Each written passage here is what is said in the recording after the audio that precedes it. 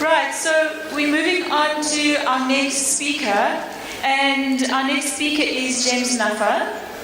And today, James is going to be speaking about sustainable enterprise agile transformation, the agile ecosystem. So let's welcome James to the lectern with lots and lots of applause.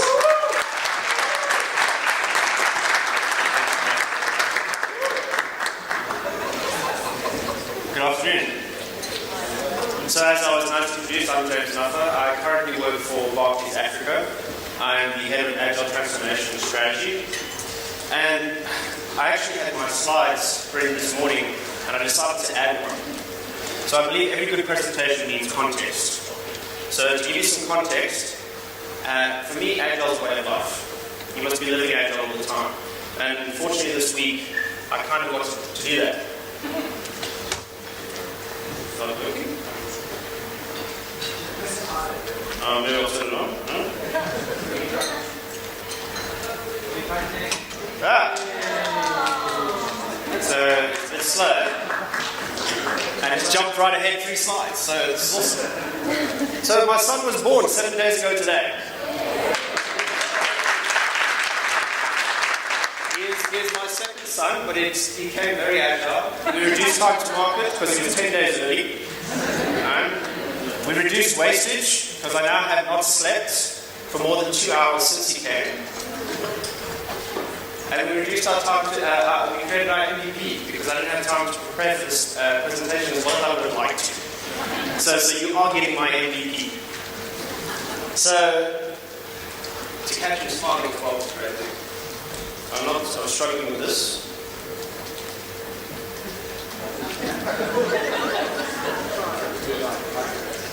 I'll adapt.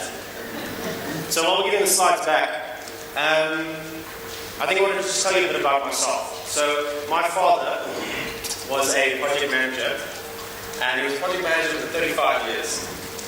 And so you can imagine I was growing up in a house with a person that actually planned everything. Right? Everything at all. Now, one of the things that I remember the most about growing up is we'd go shopping. And so my father would plan to shop. Now, there's a great slide with a picture of a shopping list, and you'll love it when you see it.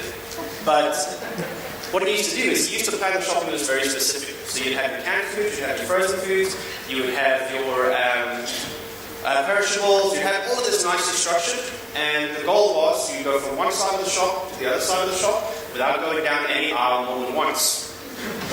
Okay?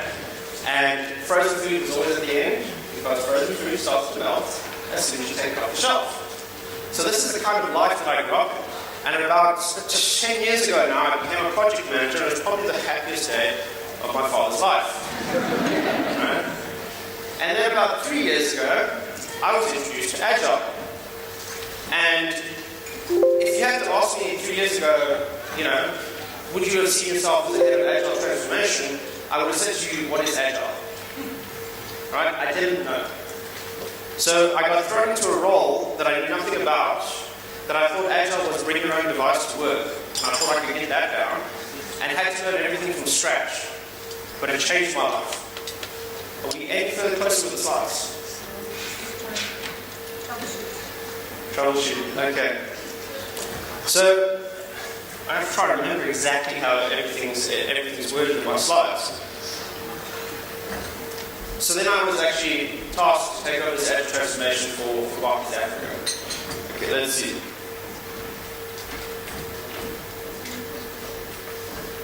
Batteries maybe?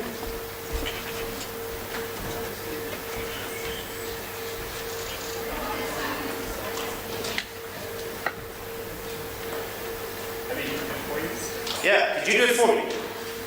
I'll just go next slide. Okay. So, next slide. And next slide. There we go, the shopping list. Thank you, the shopping list. Next slide. Alright, so let's talk about the elephant in the room when you're doing enterprise agile transformation. The first thing you have to remember is you are on the back foot from the day you start. Right? you have everything running against you when you're trying to do an enterprise transformation of the size that we're doing. Bear in mind, we're about 48,000 people in Barclays Africa, and we're doing a transformation of about 20,000 of those people to an agile way of working. This is good. Sorry? I don't know if it's turned on or not. Wait. So I should never be in technology. Let's see. Okay. So change triggers resistant actions from stakeholders. Resistance to change by the people in your organization is the biggest thing you're going to face when you do this kind of transformation. People are adverse to change. But the problem is the only constant is change. Change is usually not understood and there is no clarity. So we kind of bring in this massive agile transformation for the organization, but nobody actually knows what agile is. A lot of our organization is sitting in the same place I was 3 years ago. We thought agile was something else. Agile is a technology thing. People must believe that there's capacity to change. Right? If you want people to adopt a new way of working, they actually have to believe that new way of working can occur. And that's why you have to take that into account when you start this journey. Organizations don't move from hierarchy to autonomy. So as we know, organizations are very hierarchical, especially organizations like ours. And to get agile embedded, you need to flatten a lot of those structures. You need to create a lot of autonomous teams, autonomous leadership. And without that, your transformation is not necessarily going to work. And then failure can result in anger towards future change. So this resistance to change is even compounded when you actually try to change and the change fails. And once the change fails, people's resistance to change is greater because they've seen that it fails and they're less likely to adopt it again. So you're already on the back foot from the moment you start. And if you've been in any organization like ours that's been around for numerous years, we've gone through numerous changes and we've pretty much reverted back to our old way of working every single time. New leadership, new people, doesn't matter, we always go back to the same thing. So why do I do what I do? So the financial markets, you guys heard of a company called Alibaba? Did you know Alibaba does banking deposits? Okay. Does anybody want to hazard a guess how much money they collect in deposits on average per month?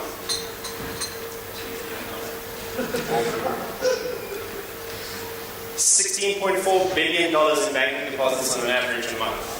In 2014, they collected over $504 billion in banking deposits. And you know what?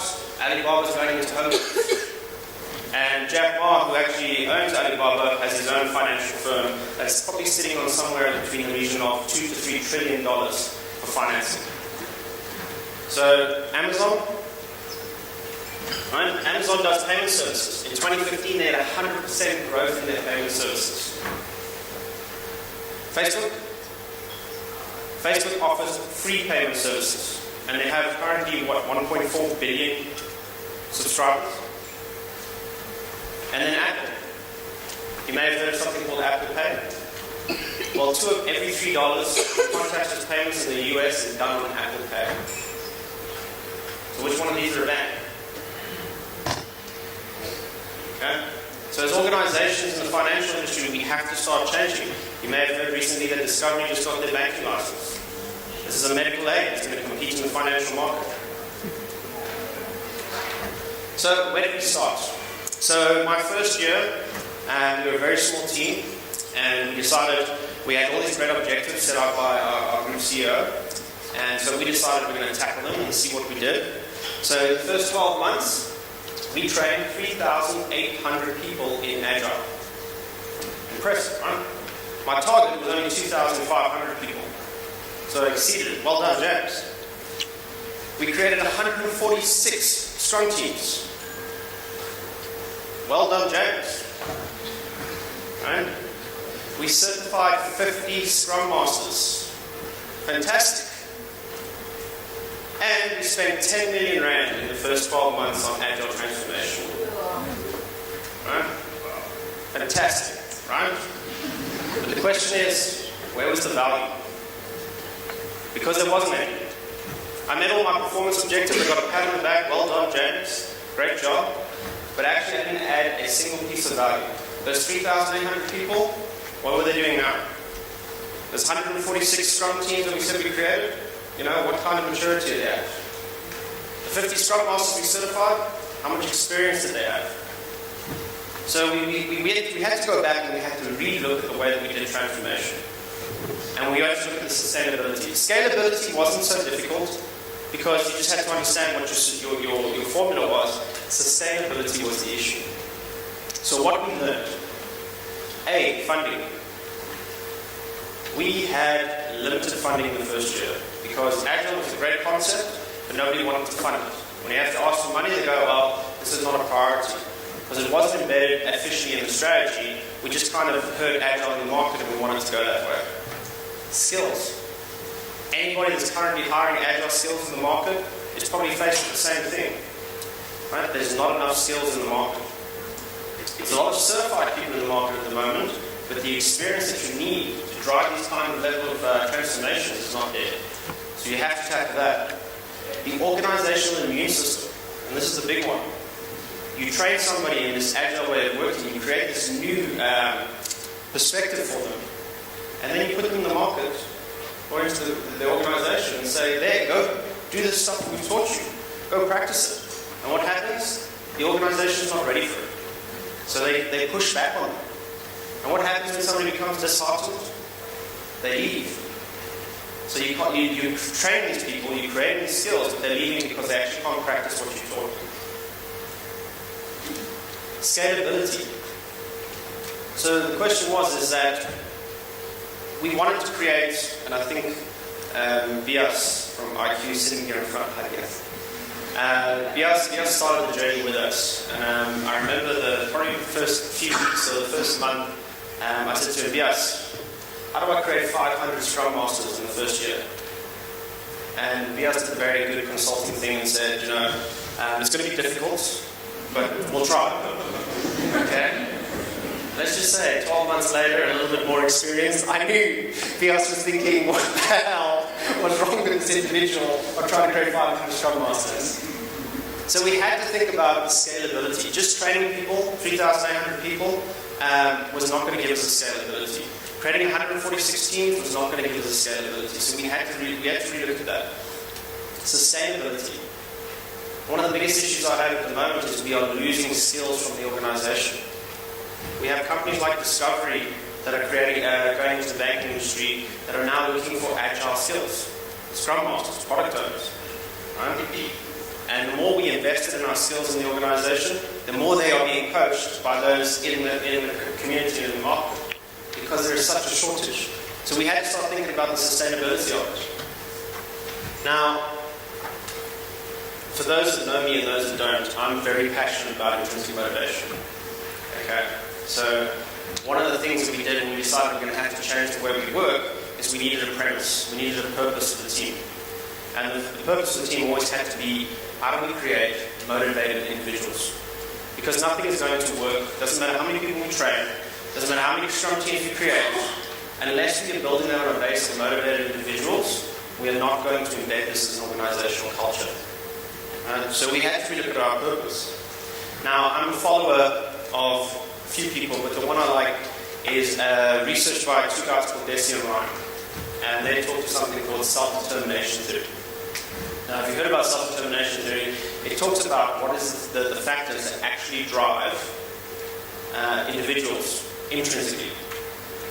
And three things that they talk about is autonomy, mastery, and relatedness. Now, autonomy talks about exactly what you think it is. It's empowerment. How do you empower people? How do you trust them to be able to do what they know they need to do? How do you give them that requirement or that trust to actually be able to make decisions that are in the best interest of your organization? Mastery talks about competence. So when I'm sitting in a room with people that I work with or people that I don't know, do I feel confident enough to hold myself in that conversation?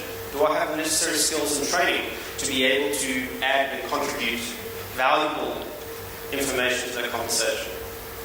And the third is relatedness, and relatedness talks about culture. Do I have the community or the team where it's a safe enough space for me to be able to speak my mind without retribution, without rebuke, without reprimand. And those two things are what you have to meet to be able to drive intrinsic motivation. And I was fortunate enough to actually be able to do some research on this. And what I found is that people can't just be able to, you can't just address autonomy and expect intrinsic motivation to happen. You can't just address mastery and expect it to happen. You have to address all three. You have to empower them. You have to give them the skills they need to be able to do what they need to do. And you have to create an environment where they feel safe enough to be able to contribute and collaborate to meet your overall purpose.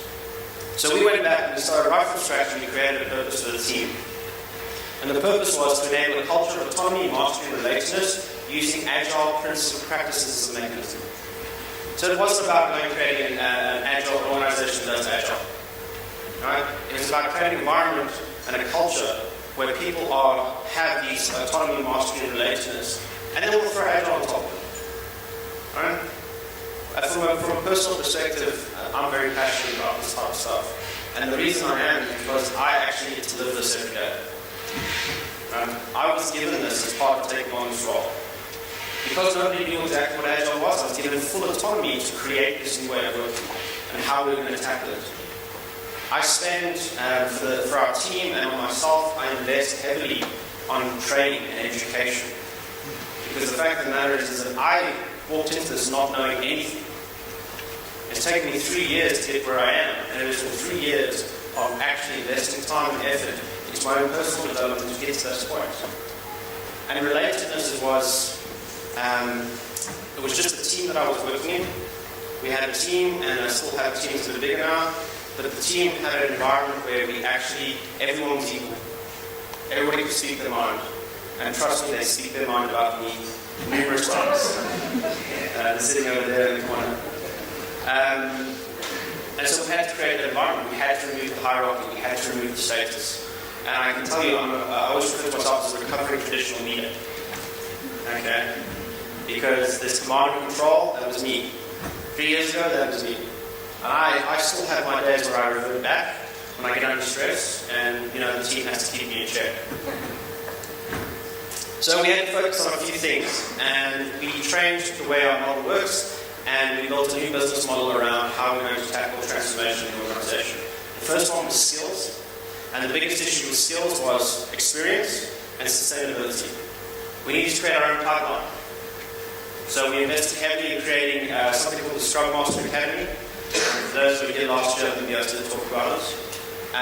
We have invested heavily in our product owner development, and we're investing heavily in retaining our Scrum Masters in the organization by creating what we call Scrum Masters as a service, or maybe just home for Scrum.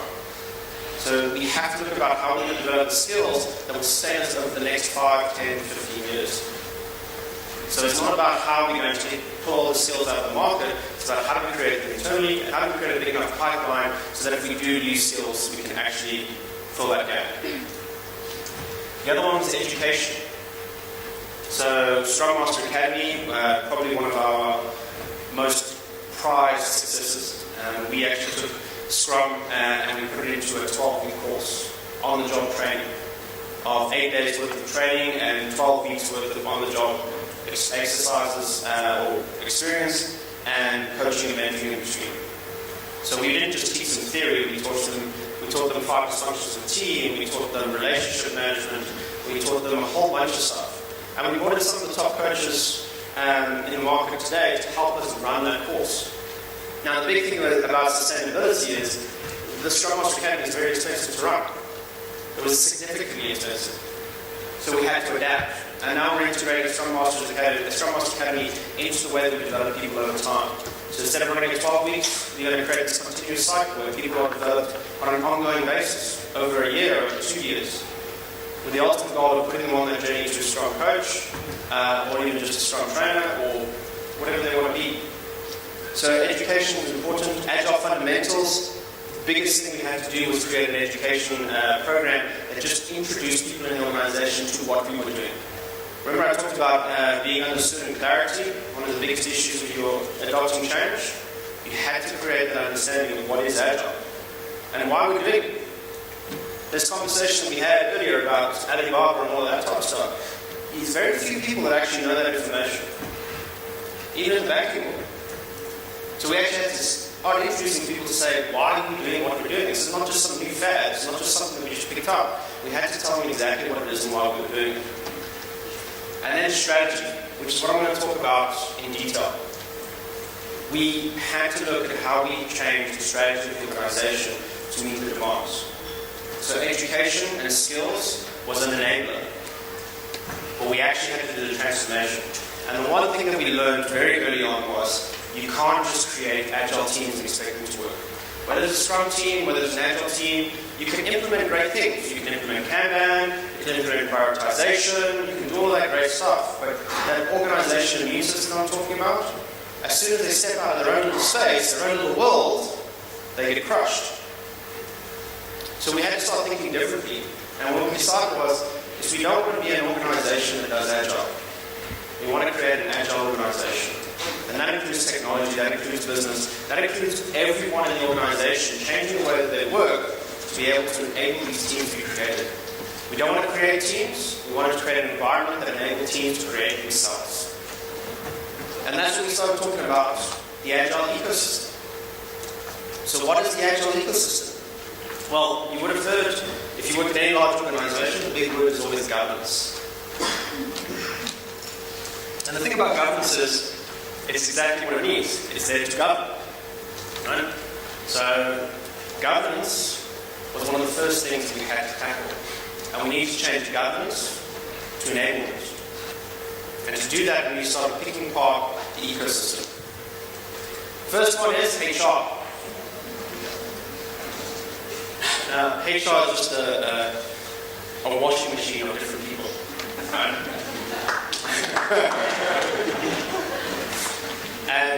And one of the big thing is HR for me was the linchpin to everything we were doing. So we had to tackle it.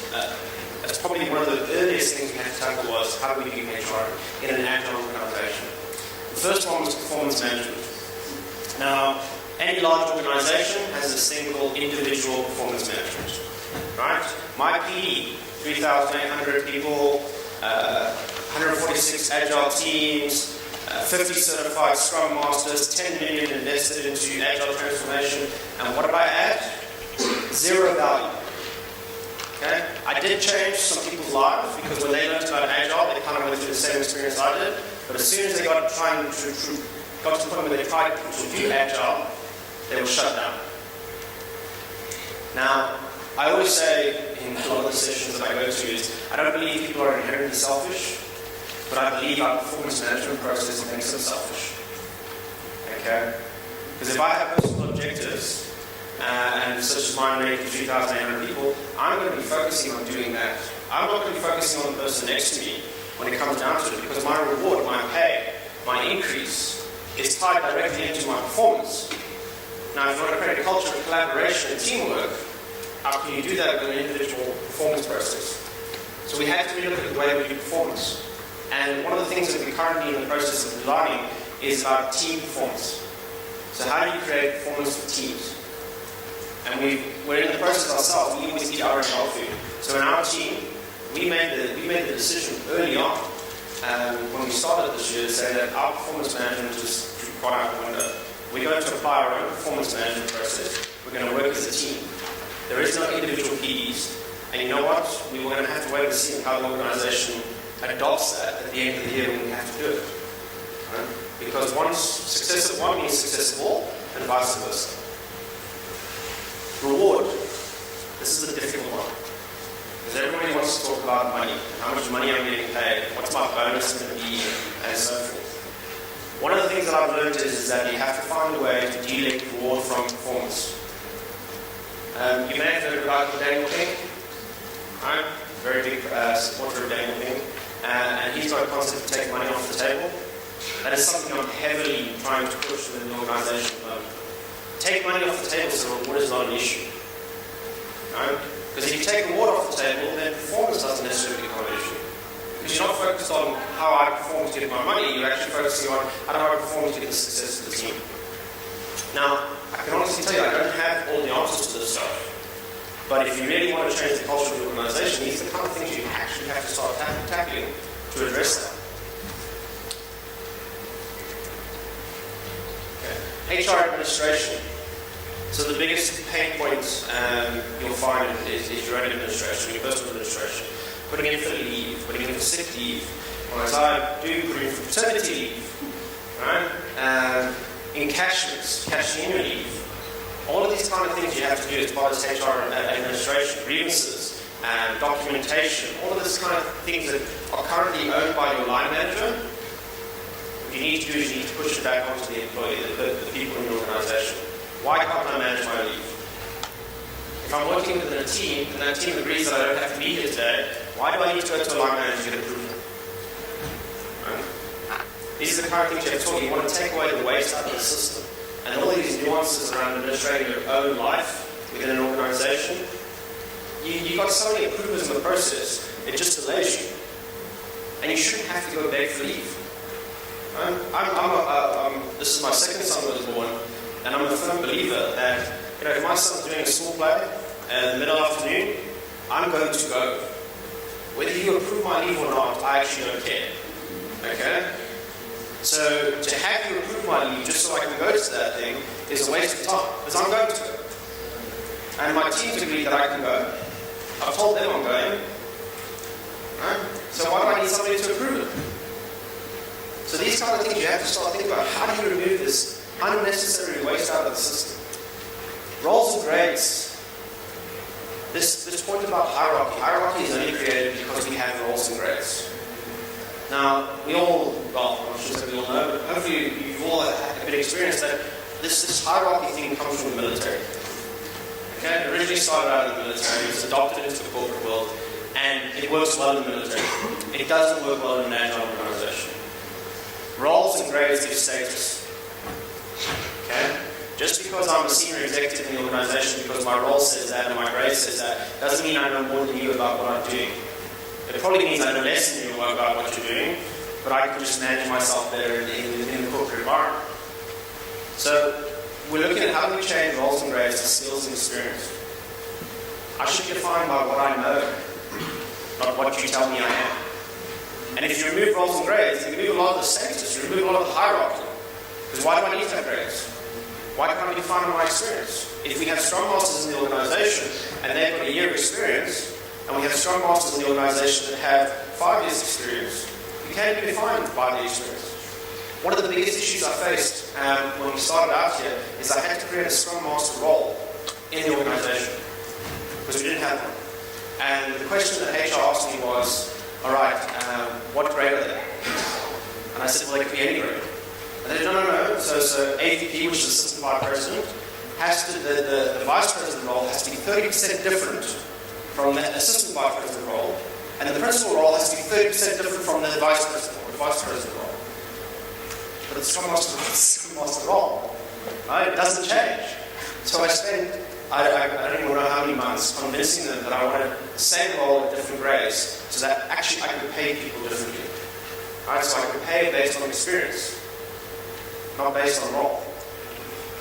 So this roles and grades thing is something that is close to my heart because I don't believe that you are defined by your role, you're defined by your contribution. The Project Management Office, one of the biggest governances of them all.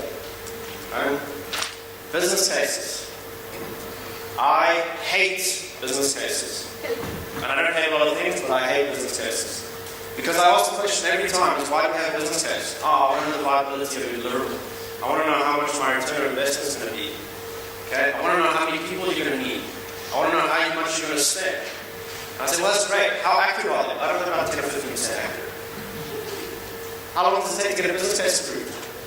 Especially in a large organization. Months. You know, Amazon hold the record of putting code into production, I think in May of 2011. I stand to be correct on that. Every 11.5 seconds. The average time to deliver something in a large organization such as ours is about 18 months. Right? And a lot of it is because of our bureaucracy. So business cases need to change. You have to look at business cases differently. How do I create a business case for MVP? How do I look 3 months into the future instead of 12 or 18 months into the future? Approvals. the number of approvals on your documentation is astounding. To have a business case approved, you probably need about 6 or 7 different approvals. Okay? That's one of the delays that we create. There's something called fiduciary risk.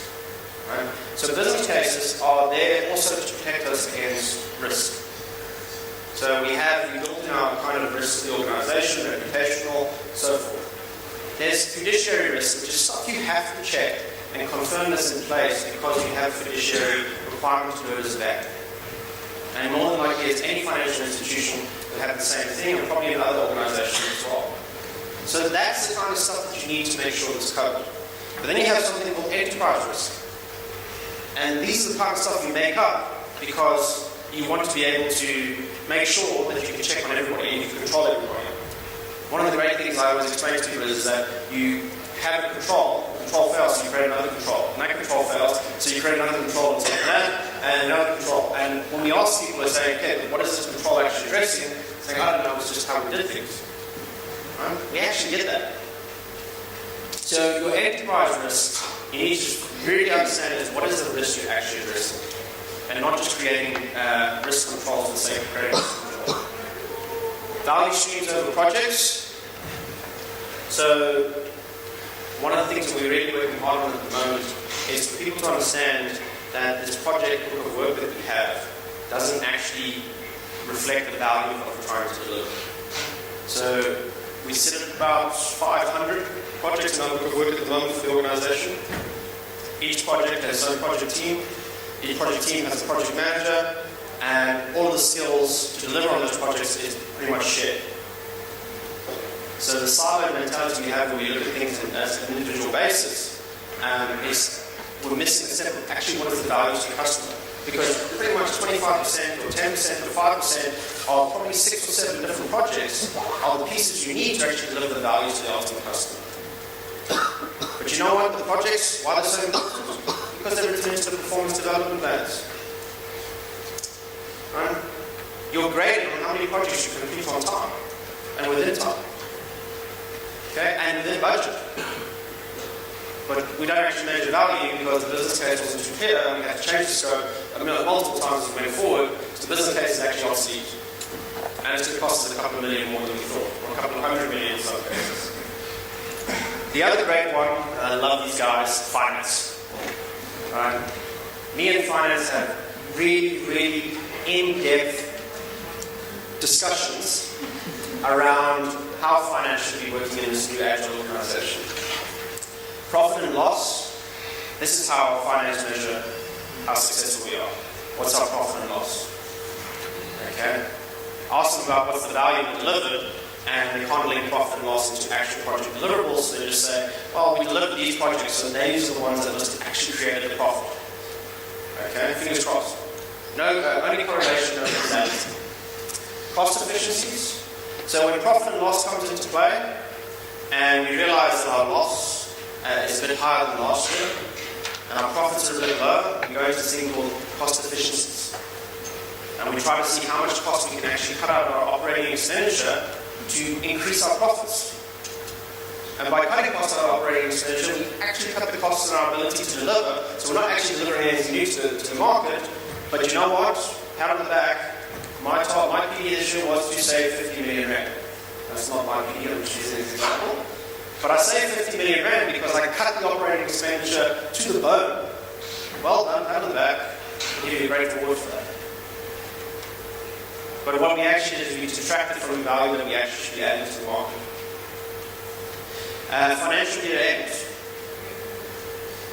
If your return on investment is low, and your projects are running at 18 months on average, what do you think the return on investment is going to be? For that 12 months when you're running projects that are 18 months long, that first 12 months, you're not going to see any return on investment. So you know what? Your operating expenditure is high. Your return on investment is low. But because when you're looking at that 12-month window, I'm actually going to go back to number one and say profit and loss is in trouble because we're spending more than we're actually recovering, so we're going to have to go into cost efficiencies. And you know what we're going to do? We're going to cut a few of these projects. Cut these projects and we're not going to implement them. So what have we done? We wasted 12 months of expenditure for projects we actually cancelled and we didn't look at it in a systems view. we were looking too closely on our financial year. And so what you need to do is you need to actually start convincing finance to say, well, if we move into an agile way of working, if we go to market faster with products that we can test, our return on investment may be low, but at least we'll be in the market. And you'll start realizing that return on investment, or actually realizing that it's a wasted expenditure, a lot further on. So there's two things that I'm currently driving within the financial world that I think is kind of how I want them to look at things. The first one is the percentage of realized spend. So what we want to do is we want to increase the percentage of realized spend. That means if we're going to target 3 billion rand for 2017, we want to increase the percentage of that money that's got, those projects or deliverables have gone to market within that 12-month period.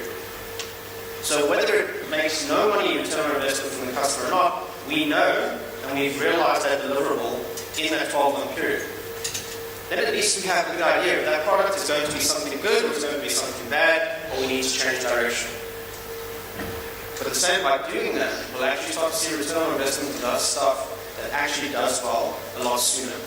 And we can start accurately managing what we're delivering versus what we're actually seeing on our profit and loss line. And the other one is to reduce the amount, the percentage of wasted expenditure.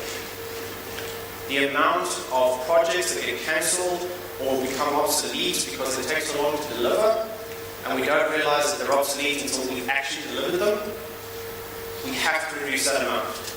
We have to identify stuff that doesn't add any value a lot sooner, and of course, as you know, Agile allows us to do this. So we want to reduce the amount, percentage of wasted expenditure within the financial year. If we tackle these two things, right, profit and loss will take care of itself. Right? Because we will identify a lot sooner, we'll start spending our money on valuable things, not just spending our money for the sake of spending it. Security and risk. So there's tech risk versus innovation. Now, as you can imagine, in a banking organization, tech risk is heavily important. Cyber risk is significantly important. You know, companies like Sony, that ransomware that just recently released across the globe, those type of things. But they have to find a balance between tech risk and innovation. You've got to be able to innovate. Right? But you can't create more risk than that. One of the great things that I'm talking about in some of the security guys in tech risk is they're a lot more progressive than some of the other areas in the organization. And they are on board with this whole concept of incremental delivery actually reduces risk rather than increases risk. So one of the things we had to consider was also brand risk. So delivering stuff to the market that actually create reputational issues. And there's a difference between tech risk and brand risk. Tech risk costs you money. Brand risk costs you customers. Right? And you have to have that concept in mind. But if you have product owners that are close to the customer, that are the voice of the customer, you can actually address this brand risk a lot sooner than we currently do. So what you need to look for is automated risk. So one of the great things we've developed in our organization is called GAP, Governance Automation Process. I don't like the governance, but take things where they are. And what we've done is we've actually built all the tech risks into an intelligent website that you input your information and it spits out user stories related to specific risks that you need to add to your backlog. Then you can input those into Jira, and from Jira you can actually put them into your backlog and you can address those risks as you deliver them in your product. And it's auditable by tech risk without actually going into the teams and auditing, getting the team to give you all the information. One of the biggest wastes of time with audits, with risk is the amount of time you spend justifying that you've addressed risk. Because we don't trust you. Right? And so what we do is we stop ourselves from moving forward because we create a lot of controls around risk. Signal-informed improvers. This product owner concept needs to be embedded heavily. You cannot just have people in your organization say, I'm a product owner, and not understand what that is. Because if you're a product owner, you must understand your product, you must understand the risk, you must take ownership of that risk. But to get something into the market at the moment, to get something into production, you need to go through about 6 or 7 different approvers to get something in. And all you need is for one person to go, I don't understand. Or another person to say, well, I didn't have time to approve it. Or another person to say, well, I didn't have time to read it. Audits. You know, your favorite classroom teacher. They are there to mark your work. Right? There is multiple annual audits every year. And I'm talking in the hundreds. Audits have hundreds and hundreds of audits scheduled every year. And with different teams and different areas of the organization. And do you know how much time, or how much time we waste actually doing audits within the organization? Actually justifying the work that we do to make sure we're meeting some requirement. And then when we do go through the audit, they give us all these nice controls that we haven't met and tell us to go rework them. So there's a lot of rework happening. We're going back and we're reviewing the same thing over and over again, and then they come back and they make sure that we've done it. One of the things we're trying to push for in our organization at the moment is pre-auditing versus post-auditing. So how do you create an auditing process that allows you to audit something before it goes into production rather than after it goes into production? And to do that, we have to find closer ways to work, get audit to work with the teams that are delivering. We had to find an auditable way for them to actually go in and check what we're doing. Now, have we got it 100% right yet? No, we can tell you that.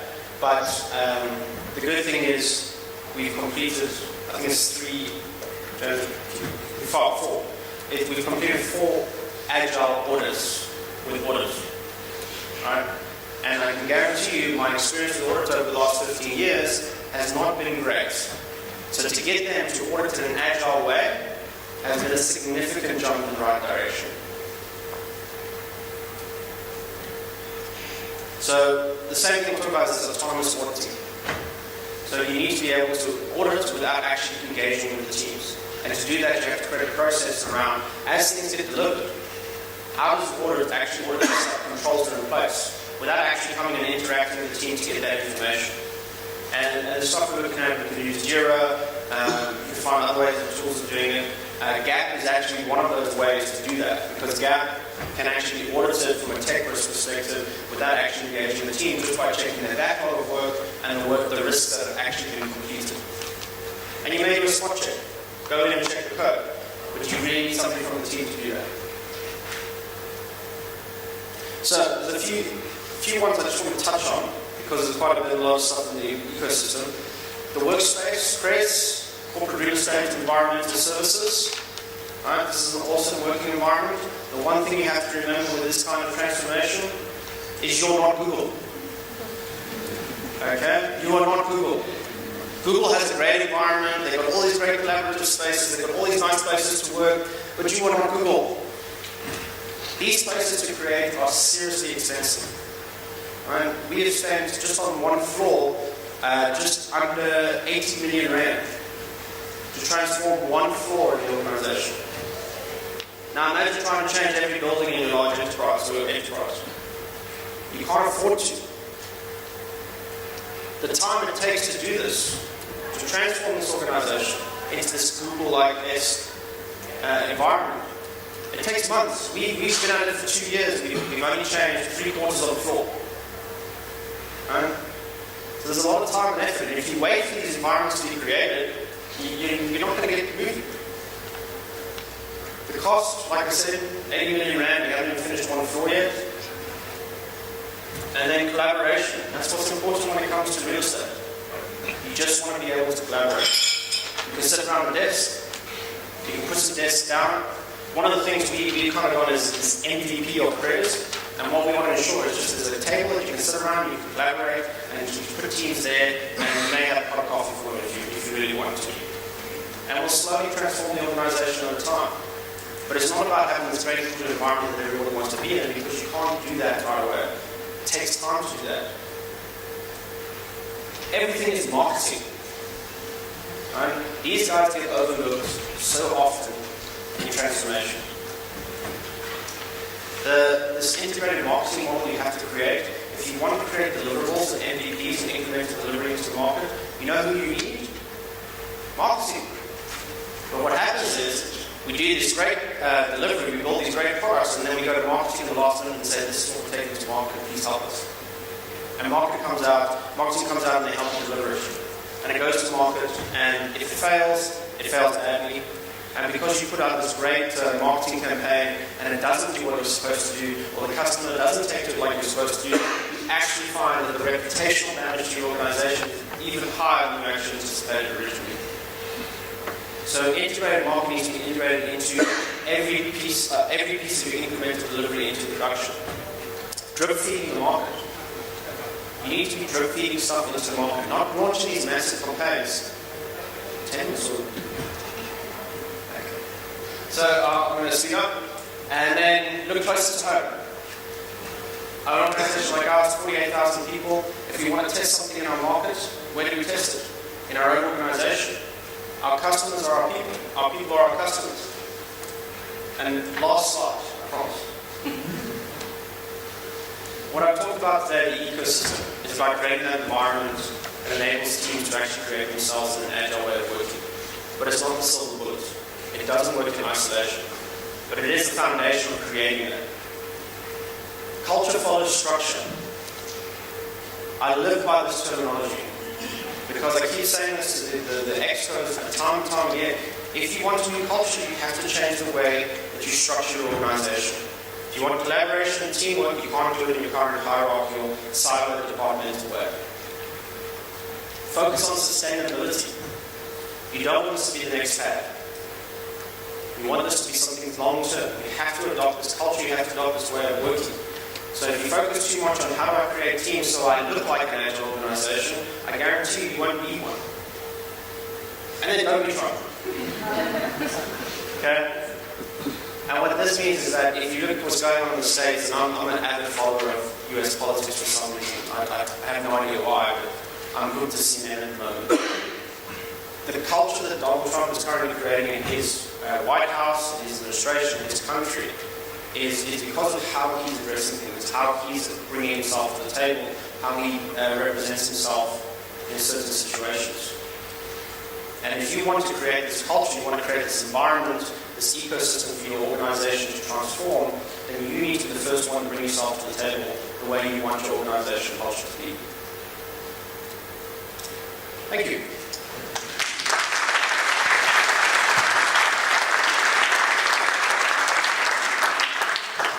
Questions? Any?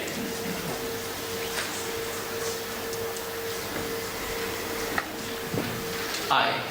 I was just wondering at what point did you actually class a team as a Scrum team? Like, what all had to change before you went like, great, this is now a Scrum team? Because as you sort of, a lot of what you're sharing is still saying how the business as a whole has not adopted Agile at all. There's obviously lots of chains of command and that sort of thing, which sort of goes against what a Scrum team or an Agile team would be doing from a development side. So at what point did you tick the box and go like, great, this is now a Scrum team? So when we originally started, we had this nice little checklist that defined a Scrum team. Do you have a product owner? Do you have a Scrum master? Do you have a product backlog? All that type of stuff. And what we do now is we don't even follow it. Okay? Because the fact of the matter is, how do you define a Scrum team? Because you can't just do the textbook say, here's a team of 3 to 9 people, we've got a product owner and a Scrum master, and we've got a product backlog, Scrum team, tick. But their product owner had no mandate, their Scrum master had no experience, the team wasn't made up of the right people and the right skill sets. So we had to play the look of saying, you can call yourself an Agile team that follows Scrum. Right? And you improve over time. So it wasn't a question of trying to tick the box and say you are now a Scrum team or you're not a Scrum team. It was about just get started and we'll create the things you need to be able to improve on what you do. It's like the Scrum Master role. You can't define a Scrum Master by the role that he performs. Right? He has experience. You may have 2 years experience, you may have 10 years experience, you may have 15 years experience. So to box it in to say you are a junior Scrum Master, or you are a mid-level Scrum Master, you're a senior Scrum Master, or even a junior Scrum team, so forth, it adds no value. And it added no value for us. So we don't define those Scrum teams anymore. We just say, well, you're an Agile team. If you're using Scrum, great. Do you help using Scrum? Well, here's the coach. Here's some education. Get going. That answers your question? We have time for one more question. Okay. Oh, right.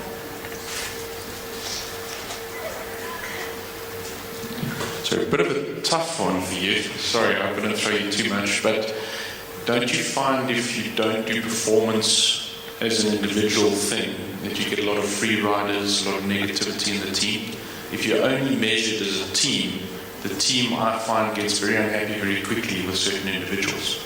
How do you cope with that if you're going to get rid of individual performance appraisal? So the one thing you have to remember is nothing can be done in isolation. So you want to create a culture of trust and autonomous teams, and you have to give them autonomy. And one of those things is empower them to manage themselves. You know, the key principle of self-managing teams. The only way you can do that is if you have these people that are freeloaders, if you want to use the terminology, that the team actually has the ability to either, I always say, you can train them, you can coach them, or you can exit them. But you need to empower the team to be able to make that decision. And one thing you have to remember, personalities are diverse. So you will find people in the team that just don't fit with the team. But that doesn't necessarily mean a negative. It actually can be a positive to say, well, we've got to find the right team for you. But if you say to the whole team that your entire performance is based on the team, I guarantee you they're going to quickly identify the person that's not toeing the line and do something to improve that situation. Whether it's training, coaching, or actually ultimately say, look, you are bringing the team down, we have to move you. And this is the kind of empowerment and trust you have to give the team to do that. Can I say one last thing to that? The one thing about freeloaders, the one thing, and this is going to laugh, but one thing I pushed for is unlimited leave. Right? And 2 years ago when I brought it up, I got such laughs and sneers about giving people unlimited leave.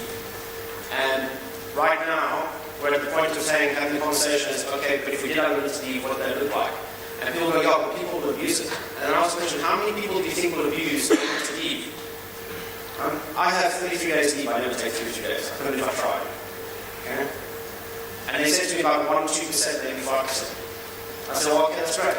Do we create policies and processes in the organization to cater for 5%, or do we create policies and procedures to cater for the 95%? Deal with the exceptions when they come up. Trust everybody to do the right thing in the first place, because that's the only way you're going to change. Thank you. Thanks, everybody. Thank you, James.